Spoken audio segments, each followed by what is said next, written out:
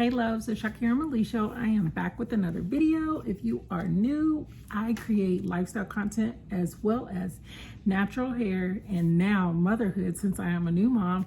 And if you are not new here, thank you so much for coming back and supporting my channel as well. And I actually wanted to record a video today touching on my actual birth story.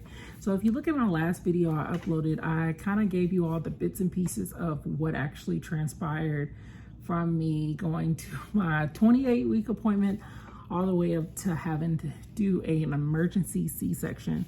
So stay tuned if you would like to know why I had to deliver early, and also just get an insight of what the birthing experience was like for me with someone who was diagnosed with full-blown preeclampsia.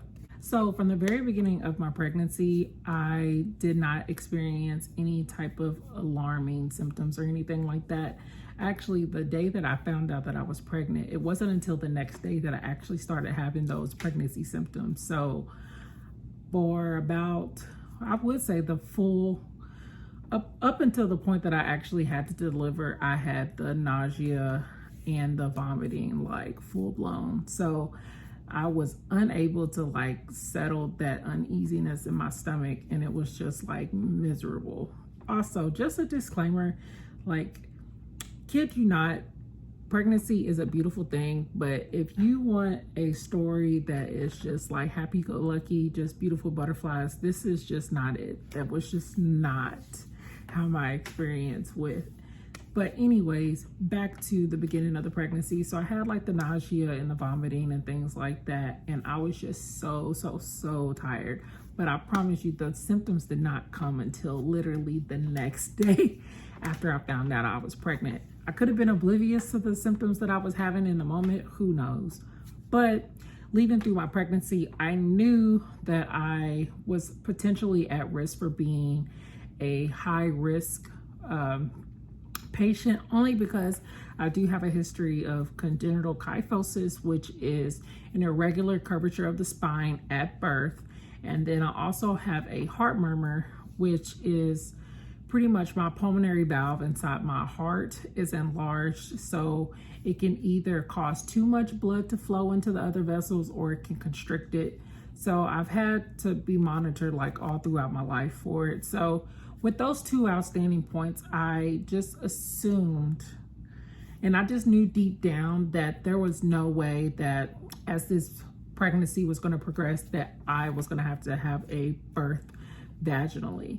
So with the congenital kyphosis, that does cause more strain on my spine, and I do have titanium rods from the top of my back all the way to the tailbone. I might do a story on that, I don't know.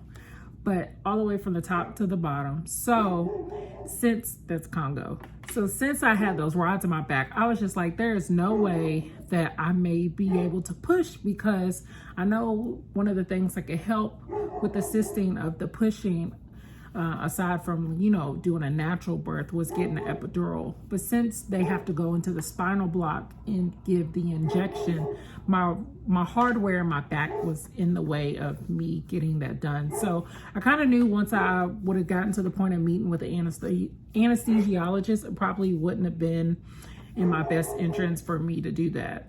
Hold on, y'all. Y'all nephew be thinking he the biggest and the baddest on the block, and he just be barking like all the time at anybody that walks past the street. If you hear like grunting noises in the background, little whimpers, that is Zuri. She is in the bassinet like right next to me asleep.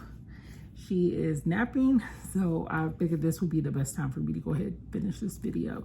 Like I was saying, I just knew deep down in my heart that there was no physical way that I was going to be able to do a vaginal birth. So when it came time to, you know, kind of mapping out my birthing plan and things like that, I knew I definitely wanted to do a C-section. And you could do your research on that. I know it kind of has like mixed reviews on, you know, especially Black women getting C-sections and getting such a major abdominal surgery done. But I will say not everyone is fortunate enough to have a natural birth. You need to plan your birthing experience for you. Like, everything that you need to do is for you and your baby. So just don't get discouraged by what other moms may tell you or what other people's experiences may be like. You really just have to do what's in the best of your interests. So I initially was seeing a Black female doctor, and when I explained to her my concerns in the beginning as far as my medical history and me wanting to get a C-section, she just strongly suggested that, oh, you'll be fine. I've dealt with people who have far more worse cases than you, and they were able to deliver vaginally and everything will be great and blah, blah, blah, blah. And I was like, okay, but did you just hear what I said and what I don't think I'm capable of doing? So it was kind of like a tit for tat, and I necessarily didn't like it because I felt like she was not listening to my concerns, and who knows my body better than me? No one except me. So I took it upon myself to do more research and for me to switch OB doctors and find me someone that was going to listen to me, because I strongly wanted to advocate for myself. And there is nothing wrong with advocating for yourself. There is nothing wrong with switching doctors in the middle of your pregnancy if you don't feel that you are being heard or if you're being mistreated or anything like that. Please do not be discouraged from switching and getting the right care that is right for you, because I honestly feel like if I wouldn't have done that, I could have easily died, and I could have died at the hands of a Black woman at that. So it doesn't matter what color, what type of practice or anything like that. You just have to think about yourself and your baby and just do what's best for you. So after I did my research, one of my really close friends was able to give me a referral to another practice with another Black female doctor. And this particular location was probably about like 45 minutes from my house, and they actually had a hospital attached to their medical office. So I was like, okay, if I go to this physician's office, this means I'm probably going to have to give birth there. And once I did my research on the actual hospital, it's one of the top hospitals in the state. So I was like, thumbs up, I'm with it, I'm ready to go. So when I met with her, everything was great. I explained my concerns and everything like that. And I was like, okay, this is what I want to do. This is my medical diagnosis. Is there anything that we can do and work together to where I can be comfortable and safe with giving birth here, and I won't put myself at risk later on in life with having complications because I try to put too much strain on my body. So the most amazing thing she did is that she listened to me, and she was all for me getting the type of delivery option that I wanted, which was the C-section. And they typically, you really have to have like a medical reason as to getting a C-section. I know you just can't just walk up in there and say that you want one just because. Like, you really have to have a reason as to why you want to get it. And my reasons were valid. So the things that she did was she scheduled me with a neurospine specialist. And then I also was able to see a cardiologist for my heart. So I met with both of them. They both agreed that the C-section would be the best thing to do, and that everything was just up and rolling, and they wanted to continue to just monitor me closely and for me to reach out to them if I ever experienced any back pain or anything like that.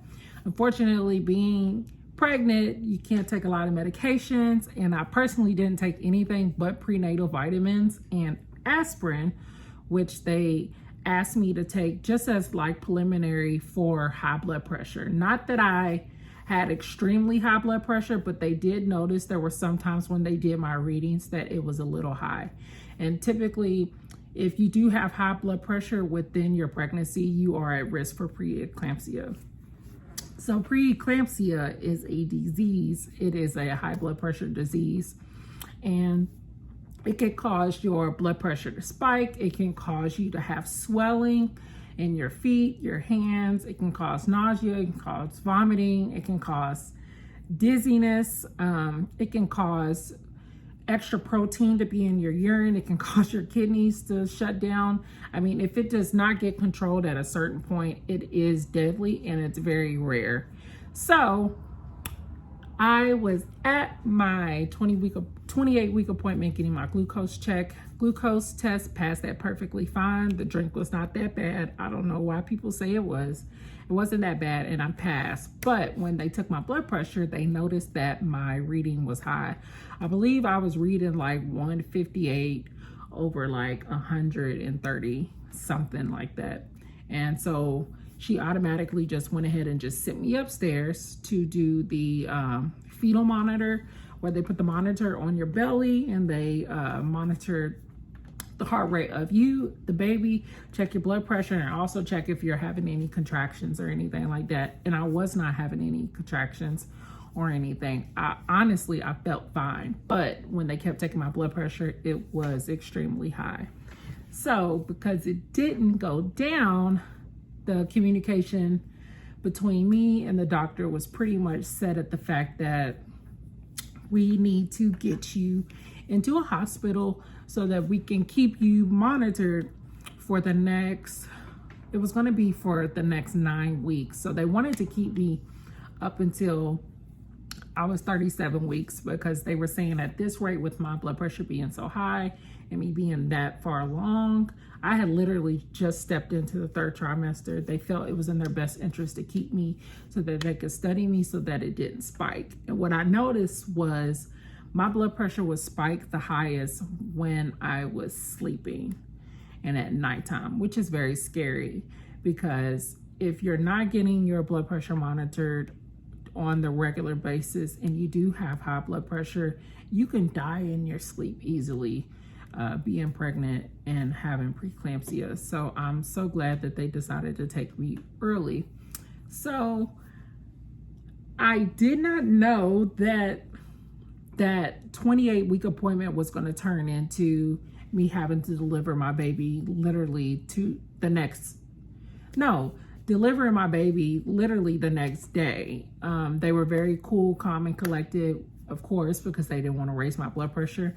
They just kind of put me in the mind frame of, we're just going to keep you at the hospital. We're going to keep you monitored up until you're 37 weeks. We're going to try to keep the baby inside of you as long as you can. And then we're going to do everything in our power to keep your blood pressure down. A couple hours went by and they were not able to get my blood pressure down. So they rushed me to the ambulance and they rushed me to the nearest hospital. And they asked me, like, do you have a preference on where you want to go or anything like that? And then they just made a note of that the particular hospital that I delivered at had a really great NICU, as well as they do not separate mother and baby. So there is certain hospitals where if they do deliver your baby early, they might not be able to have you both within the same hospital because they might not have a NICU there in their labor and delivery. So I was really fortunate that I was able to decide on a hospital to where we could both be at the same place at the same time if she were to come early.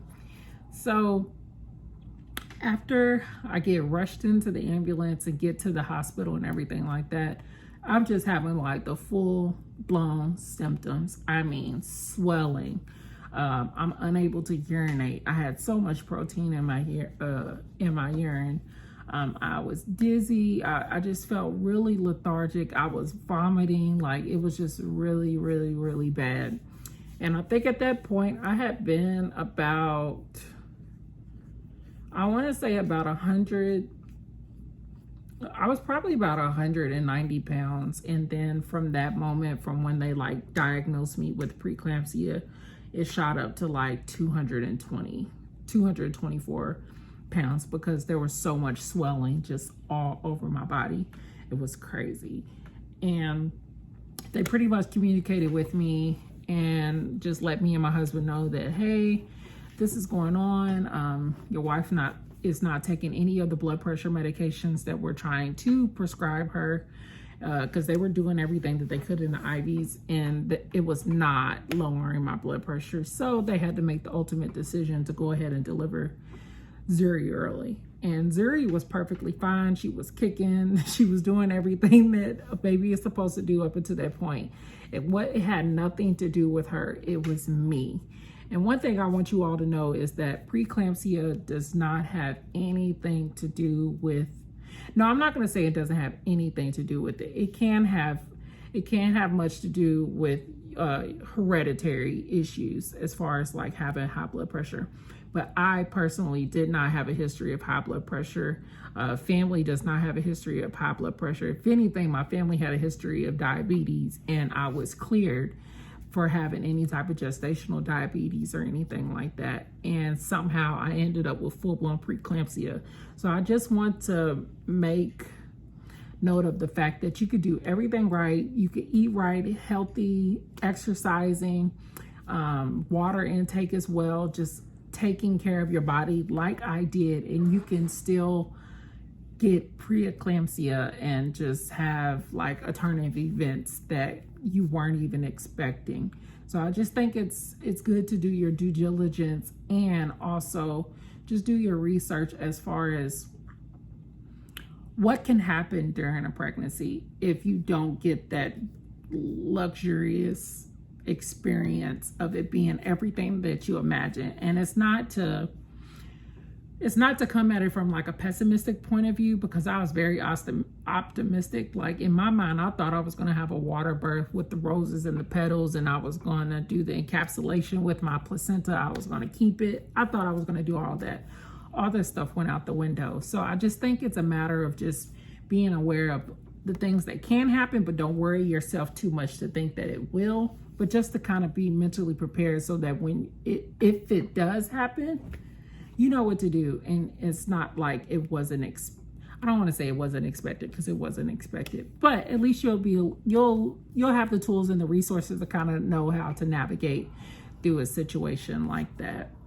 So once they decided like, hey, it's time to get the baby out like right now, I remember me and my husband, we were literally in the hospital room like dancing, singing and everything, because we were just so excited that we were like getting ready to be parents. And I honestly thank the staff, because not once did they make it seem like it was an emergency situation. And when looking back, I see why they didn't like, oh my gosh, you're getting ready to, we got to pull the baby out now, things like that, because that easily could have skyrocketed my blood pressure even more. And I'm so glad that they didn't. So we were just calm, and we were just happy that the baby was going to be here. And with me being on so many medications, I mean, they had me on magnesium, they had me on labetalol, I was on Procardia, and they had me on all these different IV fluids, just trying to get my blood pressure down, just ultimately trying to get me ready to deliver. So after they told us like, hey, we're going to give you this 1 o'clock time, and it's not for certain if it's going to happen then. So we were just kind of like anxious, like, oh my gosh, 1 o'clock. And so I'm like, let my family know like, hey, the baby's going to be here at 1, da da da da. So 1 comes by, it doesn't happen. They're like, oh, they're kind of getting booked up or things like that. So we're just going to take you as early as they can. Kid you not, I literally lay down for probably like 15-20 minutes, and I woke up and it was go time. So she came in weighing 2 pounds and 11 ounces, and she did so great. She didn't need a ventilator, no CPAP or anything like that. Like, she was breathing perfectly fine. And I have to thank my OB doctor, because that day that she took my blood pressure and it was high, the first thing that she did was notify the hospital to let them know that she was sending me there. She did not send me back home, because she knew how serious it was. And I think it's important to continue to advocate for yourself and to make sure that you have the right team with you that can know when something is off, because that can save your life. And I know her catching it so early, it contributed to me being able to be alive here today, because I was so sick. I was swelling up so bad. My kidneys were starting to shut down, and the situation with my heart murmur, I had cardiologists coming in literally like every 10-15 minutes, because I was having heart palpitations. Like, I felt like I was going to die, and it was just so scary. And I just remember they're laying there. I'm like, whatever you do, God, like, I trust you. I just want my baby to get here as healthy as possible. I didn't even care about me because I was just like, as long as she gets here, I'm fine. And my husband was telling me, because of course I was knocked out, I had to do full anesthesia. I was not able to be awake for any of the delivery like I thought I was going to be. I just remember laying on a table and they put the mask on. I fell asleep and I woke up in the recovery room and my husband was holding the baby. So because of that scenario, I wasn't able to hear her first cry or be able to hold her when she first came out or breastfeed or anything like that because I was so sick. So I had to go straight to the ICU. I had lost over 1 liter of blood and everything like that. I almost needed a blood transfusion. And I would just remember, like, I just got to get healthy enough so that I can go actually see her in the NICU because she was doing perfectly fine. And I remember laying in the bed praying over my breast, and I told y'all that in the last video because I knew I wanted to breastfeed, and I knew that if she was going to be early, she is dependent on my milk to get healthy. And I just remember just flowing and flowing and flowing. Although I was sick, not feeling good, in pain and everything, I did everything in my power to make sure that I was pumping around the clock to give her everything that she needed. And I'm just so grateful because although I had instances where the symptoms of the preeclampsia was so strong, like one day I would be great and I'll be on the road to recovery, and then boom, I would get hit with having the full-blown symptoms again to where I had to get transferred right back to the ER, and then I was in the ICU for a few days. So one thing I learned is that preeclampsia can be in your system for 6 to 8 weeks postpartum. So that is very true. I mean, of course, now I'm 9 weeks postpartum. I feel great. I feel like myself again. And I just wanted to make this video with you all just to kind of give you all the signs of preeclampsia. I mean, I didn't have like full-blown symptoms, but one of the number one indicators is high blood pressure. Like, if you have any type of swelling in your feet or anything like that early on in your pregnancy, that could be a sign for preeclampsia. Dizziness, nausea, vomiting, that is like really intrusive as in comparison to the pregnancy. Because it's one thing to be sick in pregnancy because you are sick, but it's another to just constantly not. It's one thing to not feel well. So if anything is ever wrong, if you feel like you're out of whack or you just feel like something's off, please advocate for yourself. I cannot shout this enough. Just advocate for yourself because you could be saving your life and your baby's life, and no one is going to know your body better than you. Nobody. I don't care what these doctors say. Yes, they have medical degrees. Yes, they can make diagnoses. But if you feel deep in your heart that something is wrong, please do not hesitate to reach out to your doctor and let them know. So to wrap all that up, that is like my birth story in a condensed form. And I am so happy that Zuri is here. She's healthy. I'm healthy. God is great. God is amazing. He kept us both here. And I just couldn't be more happy with how things turned out. Although it wasn't what I expected, I would do it all over again for that little girl. So I really appreciate you taking the time to watch this video today. If you haven't already, please hit the like button, subscribe, and share this with a friend if you know anyone who is currently pregnant or has had preeclampsia, doesn't know what to do, if they're possibly getting a C-section or anything like that. Just share this video with them. It could help save a life. And I'll talk to you all next time. Bye.